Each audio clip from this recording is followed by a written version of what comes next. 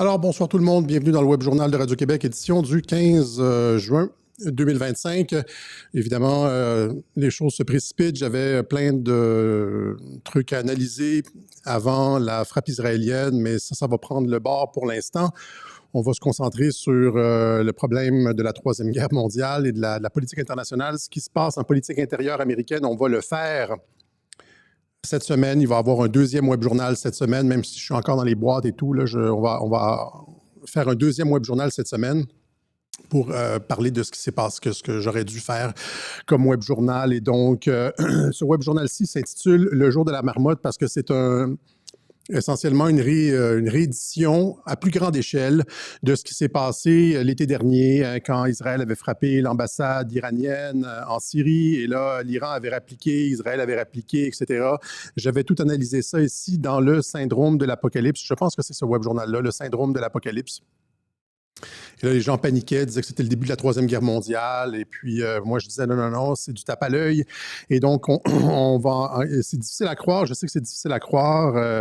C'est difficile parce qu'on est toujours dans l'événementiel, on est dans les sens, on n'est pas dans le raisonnement. Et c'est ce qu'on va faire ici. On va faire ce qu'on fait d'habitude à Radio-Québec, c'est-à-dire qu'on va prendre de la hauteur, mais on ne peut pas juste prendre de la hauteur. C'est-à-dire qu'il faut regarder les choses dans les détails. Il faut avoir la vision et à la fois la vision du mulot et la vision de l'aigle. C'est-à-dire qu'il faut regarder les micro-détails. C'est un petit peu ça, la vision de l'aigle, c'est-à-dire l'aigle a tellement une bonne vision qu'il voit les trucs comme super en HD, mais il faut aller dans les détails. C'est-à-dire on ne peut pas juste faire du commentariat, comme beaucoup de personnes sur YouTube, faire du commentariat général sans regarder, avec les gros titres, sans regarder ce qui se passe dans les détails. Alors, j'ai un web journal aujourd'hui, ça se peut qu'il soit plus court, je vais essayer d'être extrêmement concis parce que je veux que les gens l'écoutent. J'ai lancé une invitation à d'autres personnes qui font de l'analyse pour venir, avant de se lancer dans des analyses, des élucubrations sur la géopolitique, on va juste regarder un certain nombre de faits. Et c'est ce qu'on va présenter aujourd'hui, un certain nombre de faits très concis. Je vais probablement, étant donné que les opérations vont continuer encore probablement un certain temps, je vais devoir refaire de l'analyse sur ce qui se passe dans cette région-là, peut-être même dimanche prochain. Cette semaine, ça va être politique intérieure américaine, mais on va en reparler. Et donc, aujourd'hui, j'aimerais ça juste me concentrer sur 4 aspects et qui, selon moi, défont complètement toute la trame narrative médiatique officielle, parce que là, vous dites la trame narrative médiatique, c'est pas juste les médias, il se passe réellement des choses, il y a des explosions à Tel Aviv, puis à Téhéran, les gens meurent, etc. Mais on va justement regarder ça, OK? On va regarder, je sais que vous n'aimez pas ça, est-ce que c'est une version de Dark Alexis? Je ne suis pas certain. Mais on va regarder justement parce qu'il y a beaucoup de choses qui sont similaires à la dernière frappe iranienne sur Tel Aviv. À titre d'exemple, c'est spectaculaire voir des missiles tomber du ciel, surtout pour les civils, parce que ça, c'est fait, c'est du globi-boulga. C'est de la purée pour les civils, c'est-à-dire c'est impressionnant, ça choque, ça frappe, c'est ça l'objectif, shock and awe. C'est comme, et à partir du moment où on voit des missiles tomber du ciel, on dit Troisième Guerre mondiale parce qu'on a été conditionné à ça. Et à partir de ce moment-là, le processus cognitif, on met le processus cognitif de côté, on est sur l'émotif et on réagit comme ça. Or, vous savez que c'est quoi l'approche à Radio-Québec? On est beaucoup moins sur l'émotif que ça. Puis en tout cas, ce que je veux dire, c'est que c'est du tape à l'œil pour les civils. OK? On essaie de nous faire croire que la frappe a pris l'Iran par surprise, alors que la semaine dernière, mercredi, jeudi, les États-Unis demandaient à tout le monde d'évacuer leurs ambassades au Moyen-Orient, en Jordanie, etc., en Israël. Tout de suite, il y avait on était clairement en état d'alerte. La frappe allait arriver. On était au 61e jour.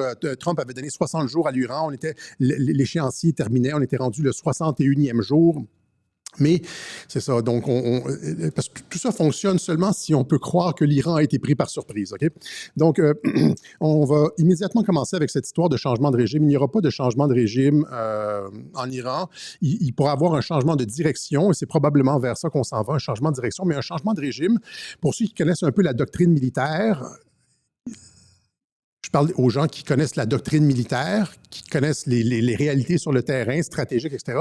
Il ne peut pas y avoir de changement de régime. Il n'y a jamais eu de changement de régime avec des frappes aériennes. Ça n'a jamais existé dans l'histoire militaire. Pour avoir un changement de régime, tu as besoin d'avoir des troupes au sol, comme en Afghanistan. Pour chasser les talibans en 2003, ils se sont appuyés sur les rebelles afghans.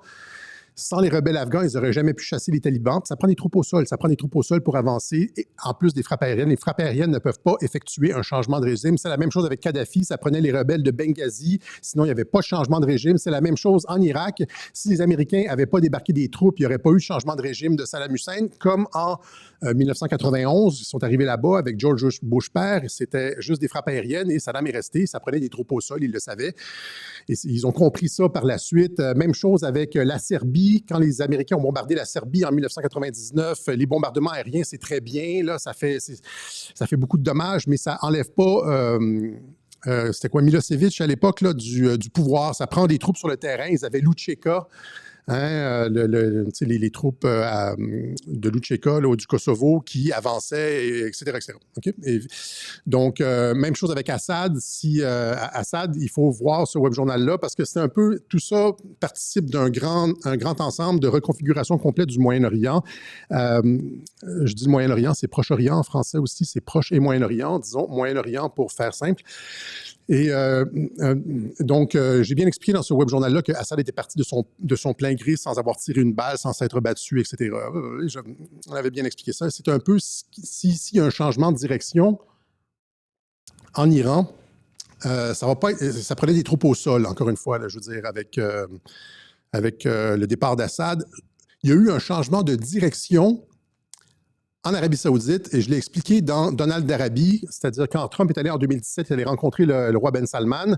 2 semaines après, le roi a abdiqué en faveur de son fils, qui était un réformateur.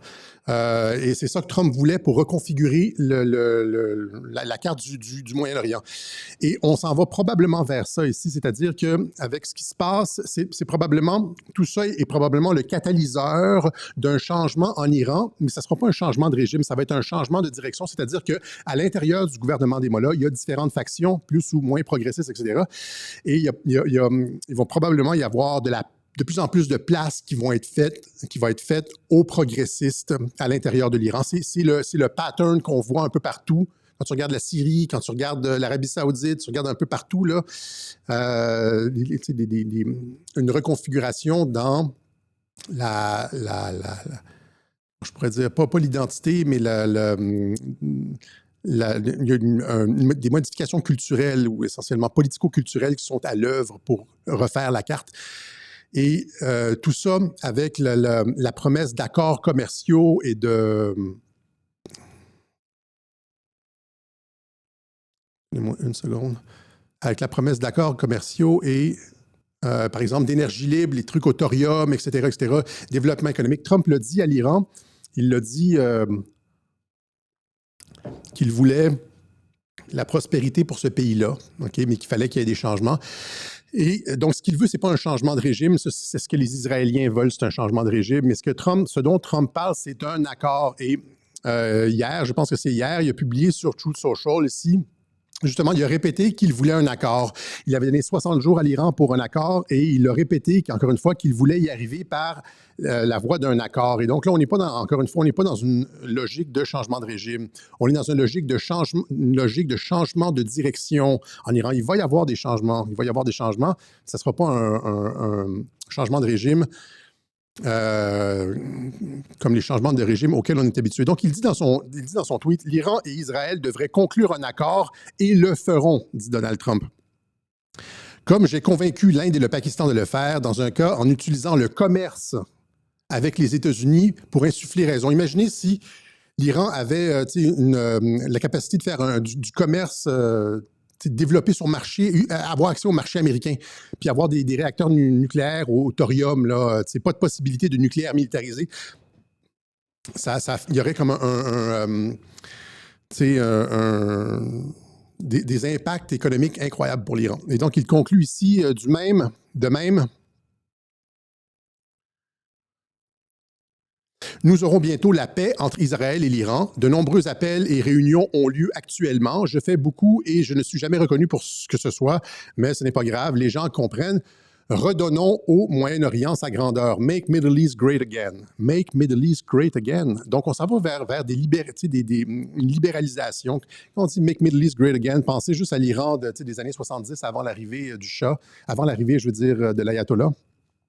Il y avait beaucoup plus, on voyait les femmes avec les cheveux à l'air, etc. Donc, mais pour ça, le régime, c'est un régime conservateur. Et le régime conservateur ne peut pas juste comme accepter, consentir, etc. Il y a besoin d'être aussi pour sa politique intérieure, poussée dans cette direction-là. Et c'est de cette façon-là que je vois les opérations. Rappelez-vous aussi ce que Thierry Messant disait, c'est-à-dire qu'il y avait j'avais expliqué ça dans le syndrome de l'Apocalypse, j'avais montré le clip où il disait que ils s'entendaient passablement bien, les conservateurs en Iran, au pouvoir, l'ayatollah, Khamenei et les conservateurs, Netanyahou en Israël. Il y avait des coups de fil réguliers, des échanges, etc. Et donc, il y avait comme... Ça, c'était lors des dernières frappes. Là, donc, il disait que c'était des frappes tape à l'œil. Et après ça, les gens ont compris cette semaine, avant la frappe, qu'est-ce qui se passait avec Elon Musk et Donald Trump, la fameuse RICS, qui n'était pas une RICS, qui était une fausse chicane, que tout le monde a compris, que Radio-Québec a expliqué depuis 7 ans. Et les gens ont compris ça, mais il y a le même genre de truc, même genre de fausse chicane à l'international. On a juste à penser à Trump Kim, etc., etc. Et là, ici, c'est un peu de ça. Je ne dis pas qu'il n'y a pas de bombes qui sautent, il y a peut-être même des morts, mais les cibles sont convenues à l'avance et les frappes n'ont pas d'impact stratégique profond. Allons-y avec ça. 2 pays qui se font la guerre, là, regarde, allons-y tout de suite. Quand les USA ou la Russie frappent, là, ils frappent les stations de télévision. Tu vois ici la vidéo Russian military strikes on TV tower near Kiev. Ils frappent les terminaux de chemin de fer, ils frappent les usines, ils frappent partout. Là. Ils frappent les ponts. Quand Kiev frappe, il attaque le pont de Crimée, il attaque le gazoduc, il attaque des raffineries dans le sud de la Russie, toutes sortes des vraies cibles militaires frappées. Même chose, quand les Américains frappent, c'est la même chose ici. US Yemen Airport, ils frappent les aéroports, ils frappent les stations de télévision, 25e anniversaire de l'attaque de l'OTAN contre la télévision serbe. Et rappelez-vous, Bagdad, c'est comme, tu sais, quand ils frappent le centre-ville, il y a comme genre 8 bombes de 2 tonnes qui tombent dans 1 kilomètre carré, puis là, tout s'embrase. Puis là, les gens ont juste plus envie de se battre. C'est l'essentiel de la doctrine shock and awe. OK? Qu'est-ce qu'on a vu présentement? C'est pas ça du tout. Donc, ceux qui sont attentifs à la façon de faire la guerre aérienne pour frapper l'ennemi quand tu veux faire mal, on sait c'est quoi. Ce qu'on a vu là, c'est pas ça du tout, y compris en Israël, y compris la frappe israélienne, qui est une frappe essentiellement tape à l'œil. OK?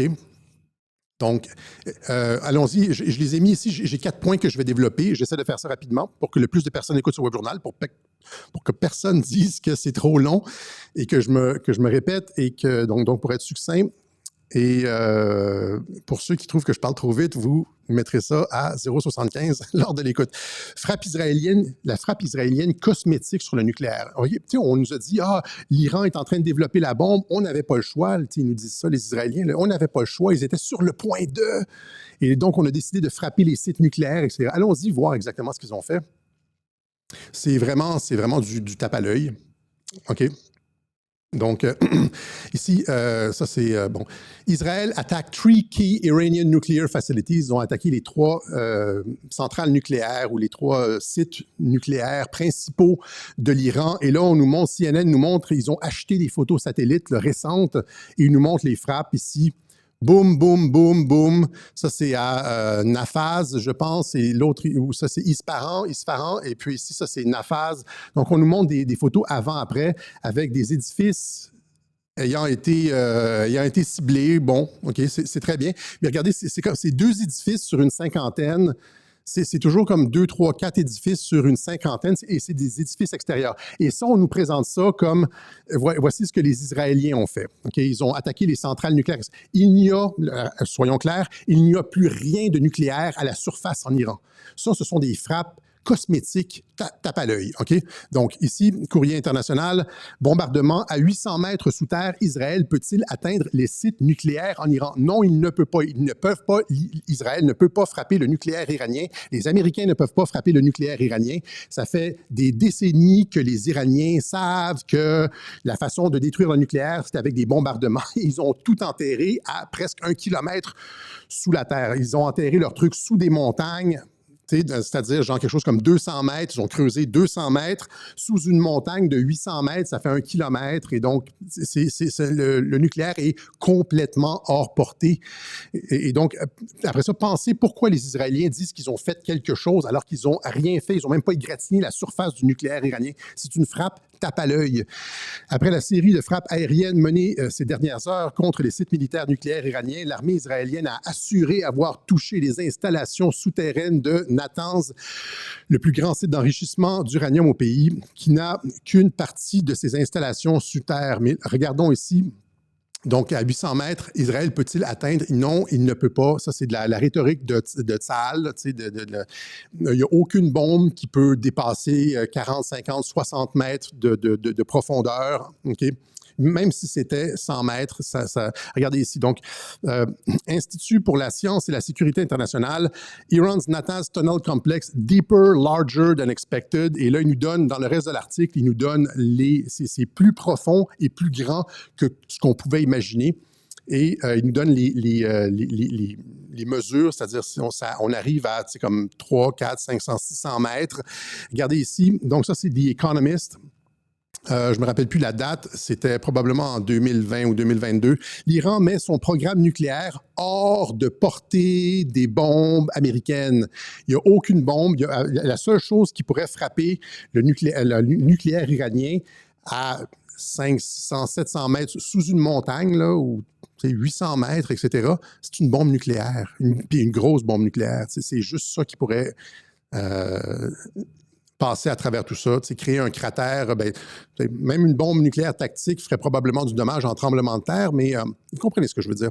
Une installation nucléaire iranienne, ça c'est Associated Press, une installation nucléaire iranienne est si profonde sous terre que les frappes aériennes américaines ne pourraient probablement pas l'atteindre, etc., etc. Il n'y a aucune façon d'atteindre le nucléaire iranien. Ce que vous avez vu, c'est des frappes tape à l'œil.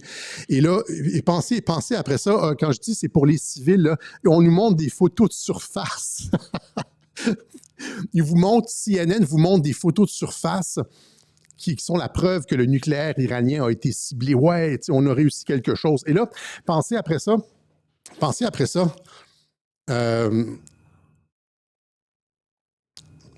Et donc, pensez après ça à toutes ces frappes tape à l'œil qu'on a vues depuis des années, en fait, depuis que Trump est arrivé au pouvoir.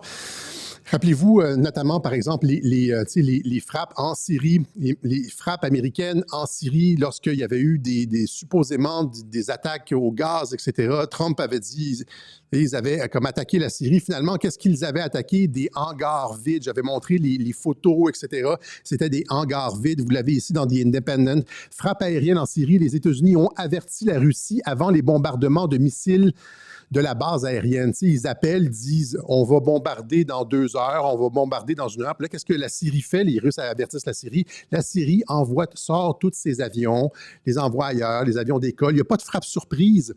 Et donc, c'est une frappe cosmétique pour dire qu'ils ont fait quelque chose parce que l'État profond avait fait une attaque au gaz, donc il fallait réagir. Et donc, ils ont tiré des missiles sur une base aérienne désaffectée. Il n'y avait plus d'avion, il n'y a plus rien. OK? Puis là, il dit genre... Et Trump l'a dit, genre, dans son discours, il y a 2 semaines, où est-ce qu'il a dit à Netanyahou de ne pas y aller. Il dit qu'il y a une différence entre frapper un laboratoire avec des gens à l'intérieur et frapper un laboratoire vide. Je n'ai pas trouvé de slot pour ça. Allons-y avec ça ici, comme ça. Ron, did you warn Prime Minister Netanyahu against taking some sort of actions that could disrupt the talks there in a phone call last week? And blowing it up, right? 2 ways of doing it. Whatever we want, but nobody getting killed. We can blow up a lab, but nobody's going to be in the lab, as opposed to everybody being in the lab and blowing it up, right? 2 ways of doing it. I told him this would be inappropriate to do right now because we're very close to a solution now. Donc, frapper un laboratoire vide ou frapper un laboratoire, il y a deux façons de le faire. C'est ça, c'est quand tu avertis à l'avance, tu frappes des trucs vides, etc. Et regardez aussi, rappelez-vous, à l'automne dernier, c'était au mois de novembre, dans mon web journal Niet, là, il y avait le truc des missiles, des ATACMS, et puis là, tout d'un coup, c'était la troisième guerre mondiale qui commençait. Puis là, on avait analysé l'attaque des ATACMS, et ici, le Pentagone... C'était quoi ici? C'était comme ATACMS score bullseye, hein, en plein dans le mille sur une base militaire russe, les ATACMS font. Là, on avait comme fouillé un peu. Il n'y a pas juste un article, il y avait plusieurs articles qui disaient, notamment ici, Ukraine, le Pentagone et le Kremlin se sont-ils mis d'accord sur la cible des missiles ATACMS? Ils se sont mis d'accord sur la cible. Comme en Syrie, ils ont appelé, puis comme... Ils se sont mis d'accord. Si vous ne comprenez pas ça, que c'est du tape à l'œil pour les civils...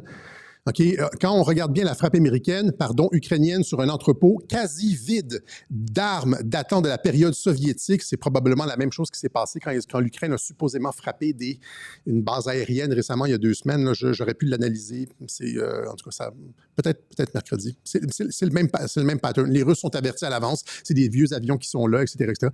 Donc, un entrepôt quasi vide de la base datant de l'époque soviétique, quasi vide. Et c'est pas juste ça. Dans d'autres articles, on indiquait bien que c'était arrivé sur le périmètre de la base, c'est-à-dire, genre à 3 km de l'entrepôt, la base a fait comme genre 10 par 10, là. Avec les clôtures, là, ben c'est ça, c'est comme dans le champ là-bas, là, à 3 km, le missile était arrivé là. C'était rien, c'est des fausses frappes, comme en Syrie, comme partout, comme ce qui s'est passé l'été dernier, ce sont des fausses frappes. Ça, ici, c'est la même chose. Ils frappent la surface alors que tout est enterré. Comme en Allemagne, durant la Deuxième Guerre mondiale, les Allemands bombardaient les Américains, les Alliés bombardaient l'Allemagne, les usines, etc., pour faire du dommage, pas des espèces d'affaires tape à l'œil. Ils bombardaient pour faire du dommage. Et l'Allemagne avait construit sous terre toutes sortes d'usines pour ses avions, ses Messerschmitt, les avions, des usines de production d'obus, etc. Tout avait été mis sous terre en l'espace de 2-3 ans. Mais l'Iran, ça fait 20-30 ans qu'il se prépare qu'il s'enterre. Hein? Et c'est ça. Donc, il y a des gigantesques... C'est tout souterrain.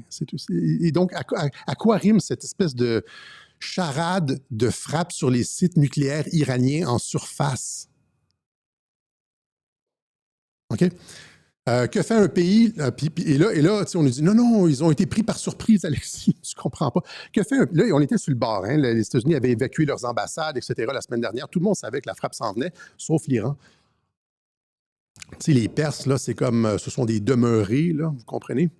C'est ce qu'on essaie de vous faire croire, les mollahs. Là. Et donc, que fait un régime menacé de frappe aérienne imminente par une puissance hostile? Tout le monde a vu. Vous ne pensez pas que c'est tous des vieux, hein, les chefs de la garde révolutionnaire, de la garde républicaine en Iran, etc. Ils ont tous des barbes blanches. Ils ont tous vu ce qui s'était passé en Irak. Ils ont tout vu ce qui s'était passé en Syrie. Ils ont tout vu ce qui s'était passé en Libye avec Kadhafi. Ils ont tout vu. Ils savent exactement c'est quoi le pattern de la guerre aérienne alliée israélienne, etc. Ils le savent. Et donc, que ferait un régime menacé de frappe aérienne imminente par une puissance étrangère? La Syrie a très bien joué ses cartes avec la Russie quand ils ont dit qu'ils... je ne veux pas rentrer dans la Syrie là, pour l'instant. Donc, il place son système de défense anti-aérien en alerte maximale. Il place son système de défense anti-aérien en alerte maximale. 2, il place les personnalités VIP du régime en sécurité dans un endroit sûr. Parce qu'Israël ne fait que ça, frapper des scientifiques, entre autres, là, des scientifiques nucléaires. Dans la rue, voitures piégées, ils sont ciblés, les hauts dignitaires du régime sont ciblés, les scientifiques sont ciblés. Là, on essaie de nous faire croire qu'ils sont restés à la maison avec leur famille à boire le thé. Pendant que l'alarme était, les missiles étaient partis, puis qu'ils étaient des cibles légitimes, puis qu'ils n'étaient pas dans une base, c'était pas souterrain, non. Mais en tout cas, donc ils placent ces personnalités VIP du régime en sécurité dans un endroit sûr, puis ils devaient sûrement avoir leur cellulaire avec eux en plus. Pensez-y correctement, là. C'est des Iraniens. 3, ils planifient une riposte stratégique d'intensité égale ou supérieure à la frappe ennemie. Ils planifient tout de suite. Tu t'attends pas de regarder les dégâts. Là, ils ont tout de suite un target package. C'est ce qu'on appelle un target package, là, c'est-à-dire ils vont nous détruire ça, nous frappent nos sites nucléaires, on va frapper exactement d'une frappe avec une intensité égale ou supérieure. C'est ça en relations internationales. Ça s'appelle la proportionnalité. OK? C'est des concepts en relations internationales, là.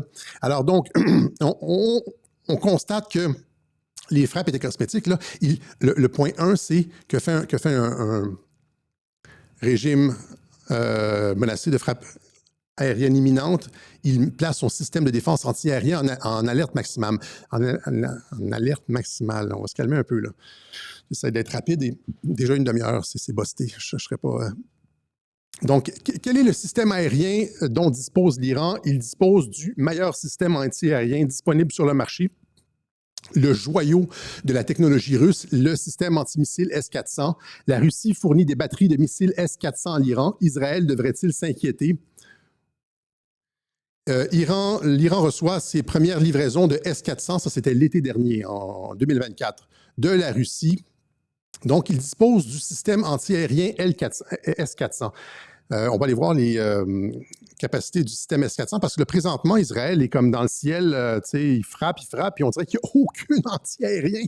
C'est comme, ils n'ont aucune capacité de réponse, de protection, etc. Et donc, c'est comme, soit ils ont décidé, tu sais, c'est comme Assad, soit ils ont décidé de ne pas tirer, de ne pas se battre, ou le système, tu sais, les Russes ont désactivé le S-400, ils pèsent pour, tu sais, essayer d'arrêter les missiles, puis ça ne fonctionne pas, là, tu sais, c'est comme, merde. Et donc, ce serait comme... Parce qu'il n'y a aucun anti-aérien présentement. Là. Il n'y a présentement aucun anti-aérien. Le S-400, c'est quoi le S-400? C'est le système aérien, le anti-aérien que l'ensemble de la planète veut acheter. C'est de loin supérieur au système Patriot. OK. Allons-y avec les capacités ici. Juste pour que vous puissiez comprendre ce à quoi on a affaire ici.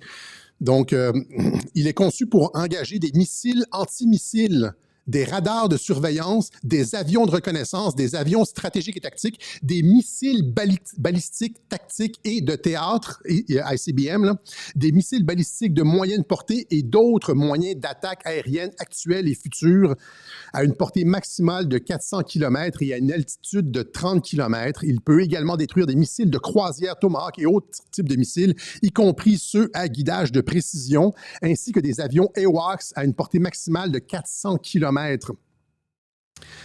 Il peut également détecter des avions furtifs. Il peut détecter des avions furtifs, d'autres cibles à toutes les altitudes et leur emploi au combat et à des portées maximales. Ce système de missiles de défense aérienne peut engager simultanément 36 cibles. Un seul système, je pense que c'est un package de genre de 2 ou 3 camions avec des missiles, plus un système de commandement, etc. Là, c'est un package. Un seul de ces systèmes-là peut engager 36 avions, missiles, des missiles comme les genres de missiles qui ont été envoyés par Israël, des missiles balistiques. 36 simultanément, c'est-à-dire ils sont détectés à 600 km et il peut les engager à partir du moment où est-ce qu'ils arrivent à 400 km. Puis il y a un deuxième palier à 250 km, puis un autre palier genre à 120 km, etc. Et combien ils en ont, sachant que leur principale préoccupation, c'est la frappe aérienne. L'Iran ne se préoccupe pas de troupes au sol. Là. Il n'y aura pas d'invasion de l'Iran, là, parce que c'est l'Irak puis l'Afghanistan de chaque bord. Il n'y aura pas d'invasion de Marines, il n'y aura pas d'invasion de l'Iran, là. C'est pas possible. La seule préoccupation de l'Iran, c'est l'anti-aérien. C'est pour ça qu'ils se cachent sous terre puis qu'ils ont le meilleur système anti-aérien au monde. Ils ont aussi des satellites en passant, Kawsar et Hudhud. Satellites First Signal to Iranian Scientists. Ils peuvent détecter dès que les missiles sont lancés, dès que les avions décollent des bases israéliennes. Ils ont évidemment, comme ils sont alertés, le système de missiles S-400, tout ce que vous devez savoir sur une arme de défense avancée utilisée par l'Inde et le Pakistan, mais il y a des informations, d'autres informations intéressantes ici.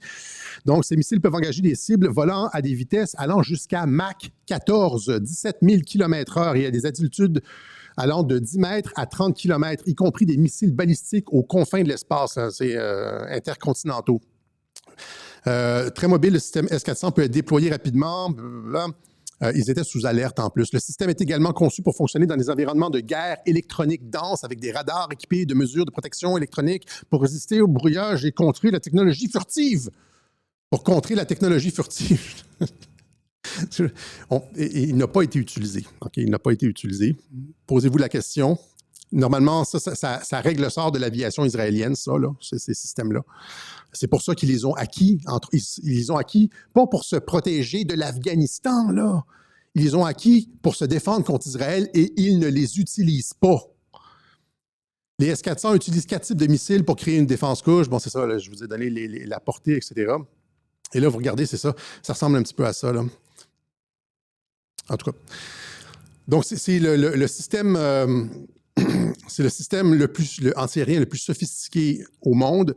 Il y a des rumeurs d'un S-500, mais il n'est pas vendu. Il est utilisé seulement par la Russie. Ce système-là peut détruire les cibles, les avions, les missiles, etc., avant même qu'ils entrent dans l'espace aérien iranien. C'est-à-dire à partir du moment où ils sont au-dessus de l'Irak. Comprenez? Et là, on nous présente ça comme si Israël avait comme carte blanche dans le ciel iranien. Vous voyez ici comme des frappes massives, ça c'était aujourd'hui, des frappes massives ont eu lieu à Téhéran après que l'armée israélienne a averti les Iraniens se trouvant à proximité d'usines d'armes. 5 voitures piégées. Ça a dit traquer les lanceurs de missiles, etc. Ils ont libre accès au ciel iranien, alors que les Iraniens ont le meilleur système de défense antimissile au monde. OK? Après ça, on va y aller rapidement là-dessus. Donc, assassinat ciblé, on essaie de nous faire croire que Israël a réussi à faire des assassinats ciblés de hauts dignitaires du régime avec des missiles balistiques en période de crise. C'est-à-dire, alors qu'on est en état d'alerte, et que normalement, ces gens-là sont protégés parce que c'est ce que fait un régime quand il est menacé de frappe aérienne. On protège les hauts dignitaires du régime, on les met dans des bunkers, des trucs comme ça. On essaie de nous faire croire qu'ils ont été capables de faire des assassinats ciblés avec des missiles balistiques, là.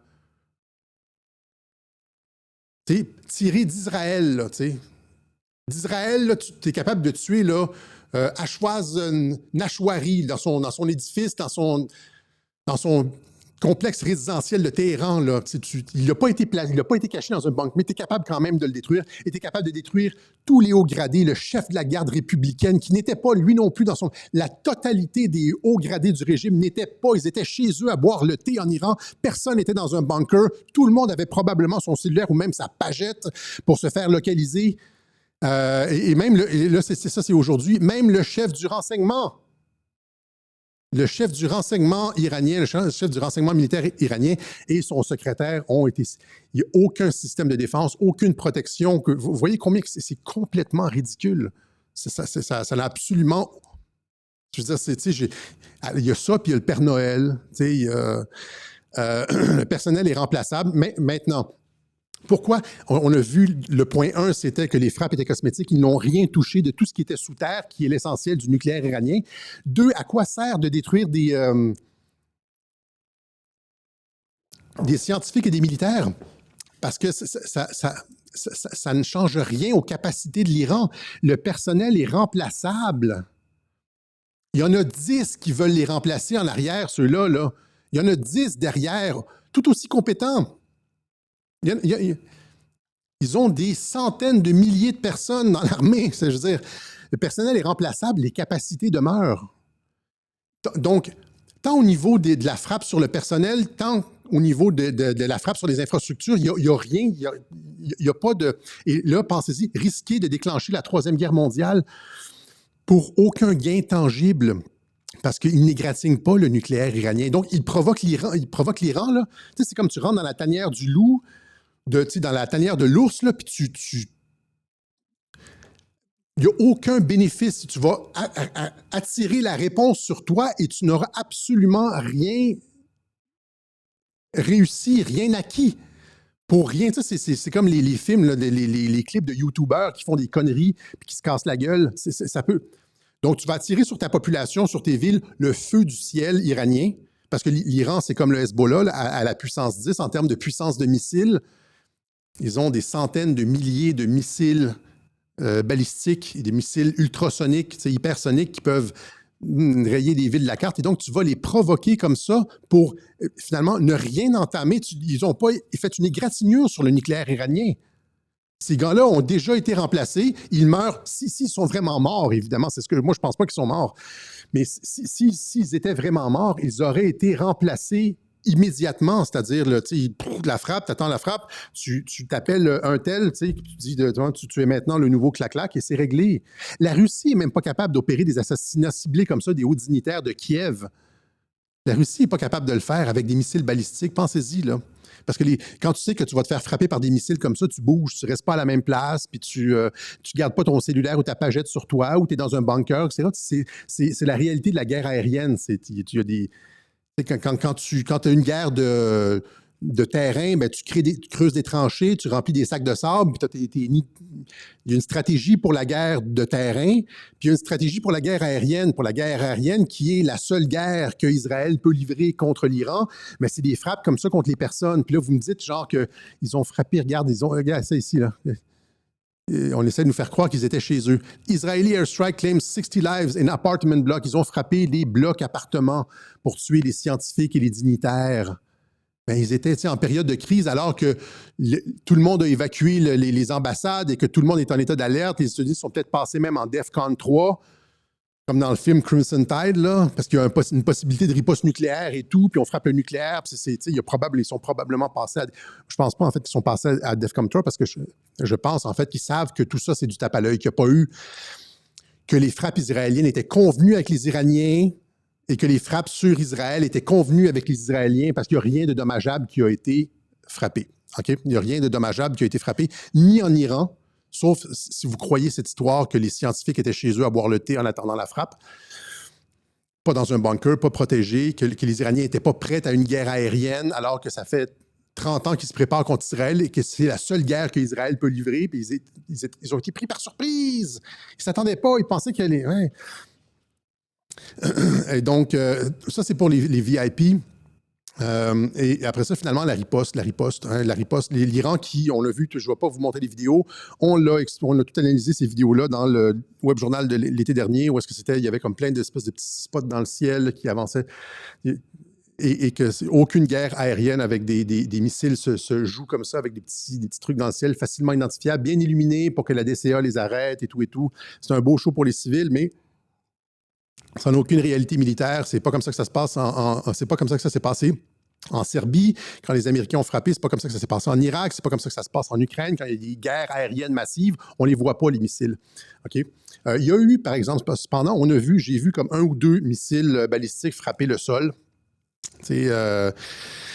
Sauf qu'encore une fois, rien de dommageable n'a été frappé. Rappelez-vous ce que je vous ai dit en début de web journal, c'est-à-dire que, regardez, quand les Américains et les Russes frappent, quel genre d'infrastructure ils ciblent.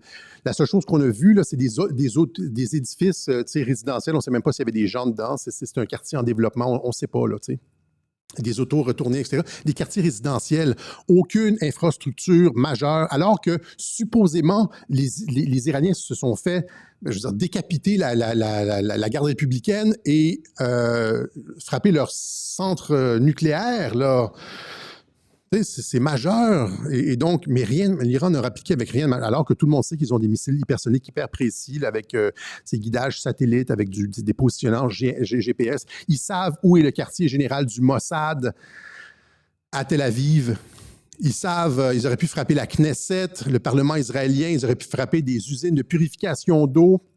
Ils auraient pu frapper l'aéroport Ben Gurion, ils auraient pu frapper des hubs technologiques, ils auraient pu frapper la compagnie d'électricité, Israel Electric Corporation, IEC. Ils n'ont rien fait de ça, ils auraient pu frapper la télévision, ils n'ont rien fait de ça, rien. C'est exactement comme l'année dernière.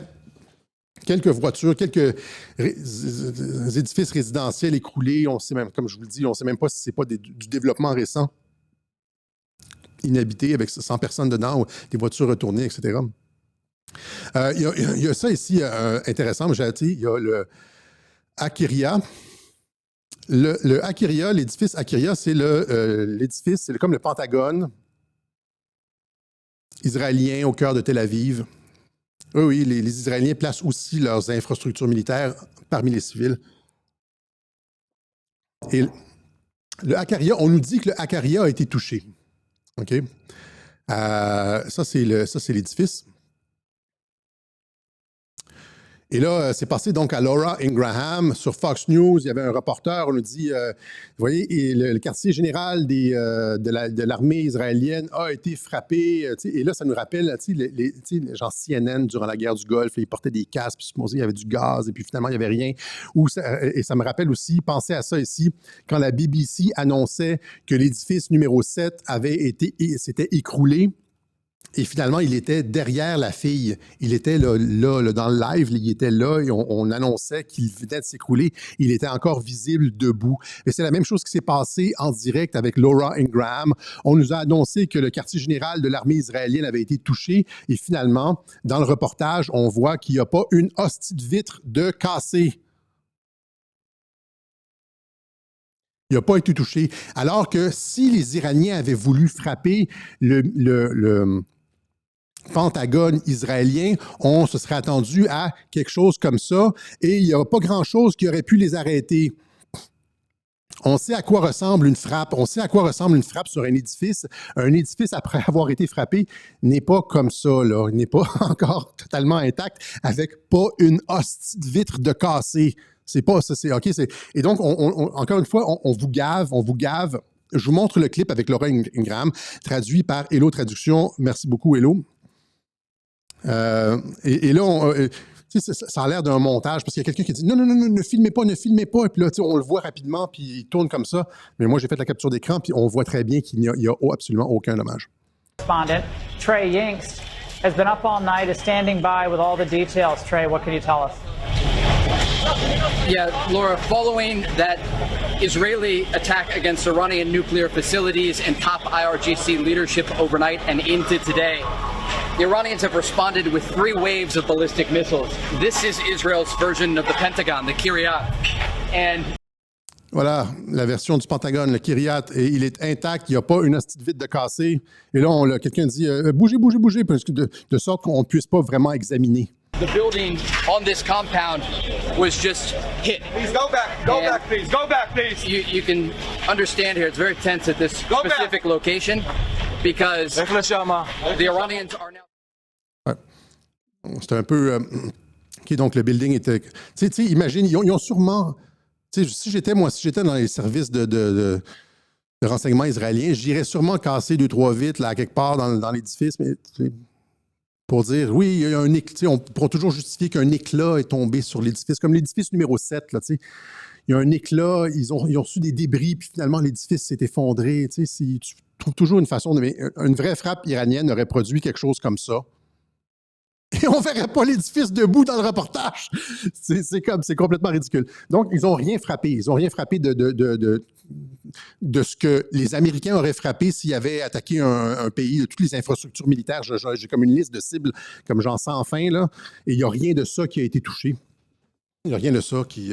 Donc, vous voyez, la question, c'est pourquoi voudrait-on vous faire croire que le site du ministère de la Défense israélienne a été attaqué. Pourquoi on raconte des bobards comme ça? Pourquoi on nous dit que les sites iraniens ont été attaqués alors qu'ils n'ont rien fait? Vous voyez qu'il y a du mensonge, il y a de l'enflure.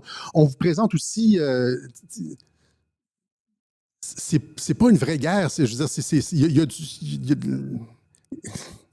plus que de la propagande. On vous montre des propulseurs de...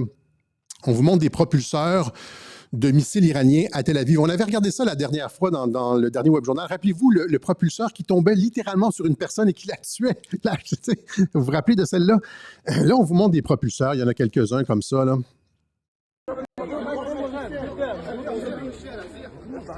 Vidéo.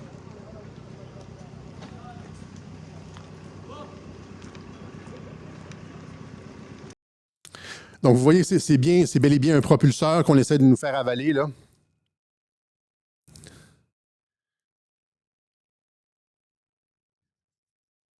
Ça, c'est la preuve qu'il y a eu une vraie attaque de missile sur Tel Aviv. On ne peut pas le nier, il y a des propulseurs qui sont... On va juste comprendre un peu comment ça fonctionne, un missile.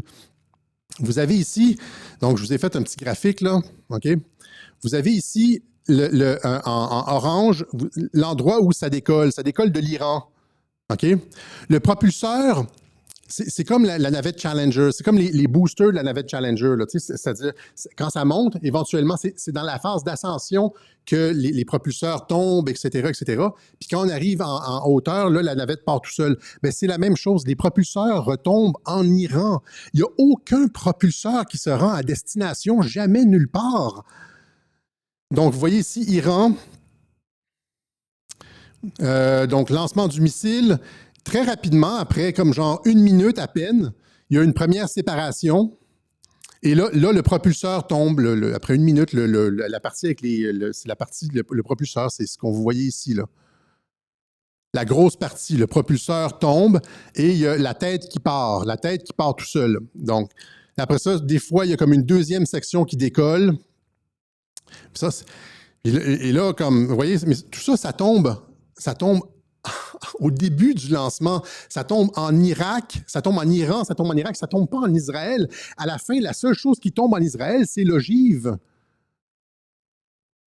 C'est le bout ici, je ne sais pas si c'est clair, là.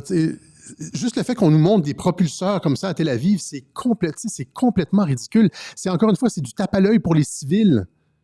Vous allez bouffer ça, là. Il y a comme plein de personnes sur YouTube qui vont faire du commentariat en disant qu'il y a eu une guerre entre les deux, puis c'est comme...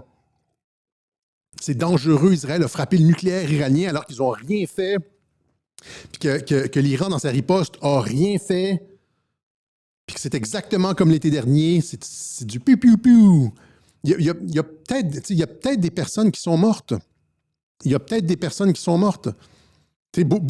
quand même des personnes à l'intérieur des gens qui nous écoutent là, qui croient que genre, le Mossad a créé le 11 septembre, qu'ils ont été capables de faire ça, puis avec des armes à énergie dirigées, etc. Mais si on explique ça ici, là, ils adhéreront pas, bizarrement. Mais j'ai perdu le fil de ce que je voulais dire. Et il y a même, c'est même fort probable que des missiles israéliens aient frappé, comme on l'a montré, les installations de surface de ces centres nucléaires-là, sauf que les cibles ont été convenues, c'est-à-dire qu'ils les ont laissés passer. La cible, les coordonnées, le package était convenu. Il n'y avait aucune menace. De toute façon, il n'y a aucune menace parce que le nucléaire est enterré. C'est pour ça que les S-400, l'anti-aérien, n'est pas entré en action, parce que les cibles sont convenues. Même chose en Israël. Aucune cible d'importance n'est ciblée. Ça tombe dans les terrains vagues, des stationnements. Ça tombe dans des stationnements. Il n'y a aucun édifice majeur au centre-ville qui a été réduit en miettes. Les coordonnées, là, les codes, ils ont probablement le code du missile avec le code de la coordonnée GPS. C'est le ND 492X-5 a la coordonnée genre 46.59 nord, 22, 24 sud. Puis là, tu le vois, tu peux le suivre en attends. Il y a d'aucune façon, Israël je suis trop... comment je pourrais dire? Je suis sidéré parce que ça, c'est quand tu regardes de près, tu regardes. Je suis sidéré que les gens adhèrent à ce narratif, cette trame narrative-là. Okay? C'est juste ça. J'essaie de convaincre, j'essaie de trop de convaincre. On va y aller. Donc, en résumé, la frappe israélienne est superficielle et ne neutralise en rien le programme nucléaire iranien. Rien, zéro, nada, pouf. L'Iran est doté du système antiaérien le plus sophistiqué du monde et laisse les Israéliens opérer sans résistance dans son espace aérien. C'est une autre possibilité. C'est pas une autre possibilité, je veux dire, c'est probablement ça qui se passe. 3. L'Iran ne protège pas ses scientifiques ne protège pas ses scientifiques et hauts dignitaires du régime en même temps, même en temps de crise mondiale. Ça, c'est ce qu'on essaie de nous faire croire. Okay? C'est ça. Donc, l'Iran, ça, c'est ce qu'on essaie de nous faire croire. Or, ce n'est pas... donc, l'Iran ne protège pas ses scientifiques, parce qu'il y a une erreur, il y a une faute, là, donc je bug. L'Iran ne protège pas ses scientifiques ni ses hauts dignitaires du régime, même en temps de crise mondiale pour laquelle ça fait 30 ans qu'ils se préparent et qu'ils enterrent leurs installations parce qu'ils savent que c'est une offensive aérienne. C'est la seule chose qu'Israël peut faire et ils ont prêté flanc sans aucune défense, ni anti-aérienne, ni une défense de leur personnel. Ils ont prêté flanc au moment où ça avait été annoncé à l'avance. Ça vient-tu te frapper, là? C'est-tu comme genre... Et puis finalement, une riposte tape à l'œil de l'Iran sans volonté de faire mal qui laisse les symboles politiques et les infrastructures civiles et militaires intactes. Pensez réellement là, que c'est du gros beef entre les deux? OK.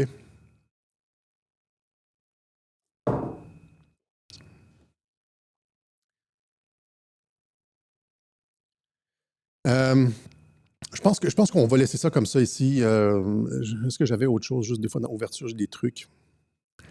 En Iran, tout est enterré. Je pense que c'est ça. On va laisser ça là. Donc, la frappe, la riposte n'a aucun sens militaire. Comme complément d'information, si vous voulez analyser les images plus en détail, je les ai analysées ici dans le syndrome de l'apocalypse, etc. Voilà, donc, on va laisser ça ici. Donc, pour moi, c'est... Ah non, il reste autre chose, finalement.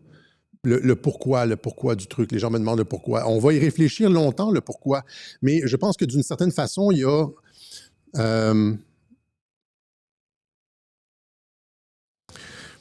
d'une certaine façon, il y a une forme... On s'en va vers une paix régionale, vous le savez. Ça, ça fait plusieurs fois qu'on explique en long, en large la réduction des tensions, notamment entre l'Arabie saoudite et l'Iran, la pacification de toute la région, la signature des accords d'Abraham, l'extension des accords d'Abraham, etc. On a tout expliqué. Il va éventuellement y avoir la reconnaissance d'un État palestinien. Pour qu'il y ait une paix dans la région, il faut changer les mentalités et les façons de faire. C'est ce que Trump a commencé à faire avec la nomination de Ben Salman et donc les réformes qui sont en train d'introduire en Arabie saoudite, notamment sur le droit des femmes, etc.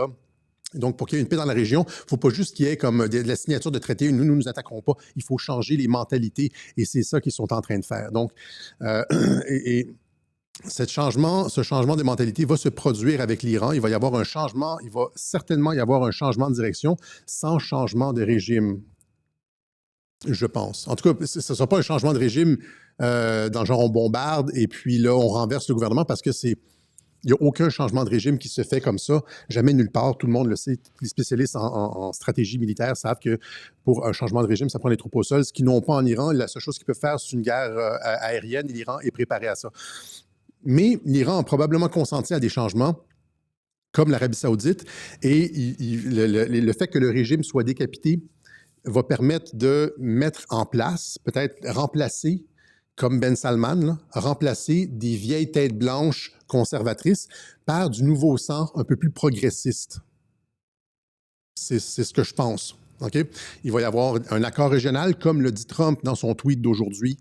Il dit avec des bénéfices commerciaux et la prospérité pour l'Iran, au lieu de mettre des centaines de milliards en armement, etc. Imaginez s'ils mettaient ça dans le développement des infrastructures pour le bienfait de la population. On arrive toujours à cette conclusion-là. C'est ce que Trump a dit quand il est allé en Arabie saoudite, aux Émirats arabes unis, etc. Il a dit sur la tribune, on veut le développement, on veut que vous arrêtiez de mettre de l'argent dans les armes et on veut la paix et on veut que l'argent aille dans le développement humain, le développement des infrastructures au Moyen-Orient, who knows, un programme spatial iranien, il existe déjà, mais comme les possibilités sont énormes au lieu d'être dans les divisions, les tensions, la guerre, etc. C'est ça la vision de Trump.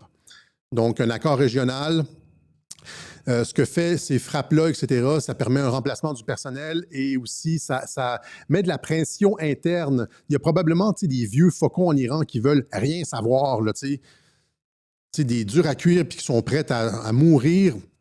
Rappelez-vous, l'Iran, c'est ce pays-là qui envoyait ses enfants marcher dans le désert pour sauter sur les mines. Je l'ai montré dans mon truc sur Gaza, pour faire de la place pour les tanks en arrière. Il y a une volonté. Ces gens-là n'ont pas peur de la mort, etc. Puis il y a probablement des vieux calices, comme on dit au Tibet, pas au Tibet, mais au Québec, qui veulent rien savoir du changement, etc. Et donc ça permet de faire bouger le personnel, faire bouger les mentalités. C'est comme en anglais, on appelle ça nudge.